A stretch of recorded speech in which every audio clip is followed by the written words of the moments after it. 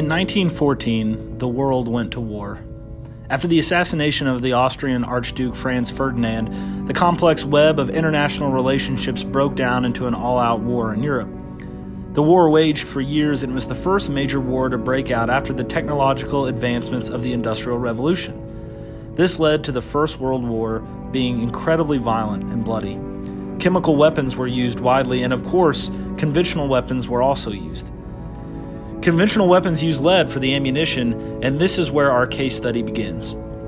In far northeastern Oklahoma, near the Kansas border, there's a town called Pitcher, which only 20 years ago had a thriving population of around 2,000 people.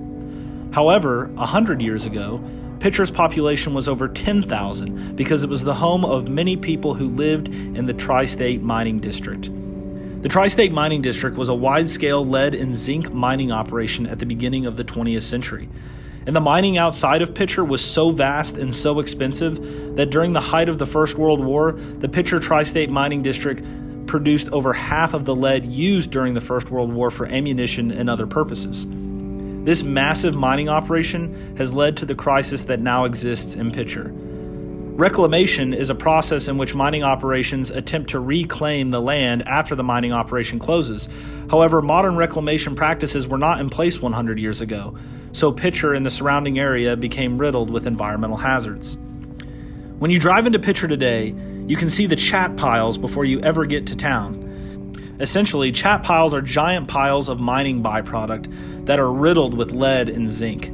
There are plenty of stories from Pitcher where children and parents would report their children would play and climb the chat piles all of the time in the decades after the mining operation in Pitcher ceased. Sinkholes, chat piles, contaminated water, contaminated air, and more all led to the federal government declaring Pitcher a federal Superfund site in 1980.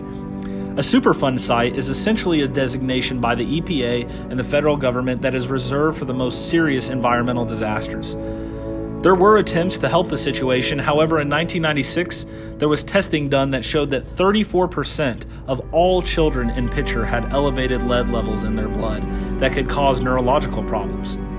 A few years later, the government decided that the environmental situation was so bad that the contaminated resources in Pitcher were a serious threat to public health. The Environmental Protection Agency in Oklahoma began a mandatory evacuation and buyout of Pitcher. Essentially, the government was paying people to leave. In 2000, the population in Pitcher was around 2,000 people. By 2010, only 10 years later, the population was 20. The population is officially now 0 as the Pitcher Township has been officially disbanded. Hey Lead Campers, Matt here, and I'm here in the town of Pitcher right now, and I'm looking at one of the abandoned homes here. You can see that this is one of the duplexes. It's either a duplex or a home. It looks like a duplex. That's been abandoned for many years because of the mining disaster. And if you look around here, if you follow me around here, Hannah's on the camera, you can see a bunch of abandoned homes all throughout here. This was once a town that had thousands of people living in it. At first glance, this might look like any other northeastern Oklahoma field, but when you start to look around, you start to notice the remnants of a town and of people that are now gone. If you look here, this at one point in time was a driveway here in Pitcher, and the reason that you can tell that is because there are concrete foundations all throughout this land that now really the earth has reclaimed and it's not there anymore. One of the pieces of evidence is right here. You see a fire hydrant. There was probably at one time a sidewalk that walked right down here. This was a driveway. There were homes here, people played here, but you know, give it another 20 or 30 years, you might not notice it at all.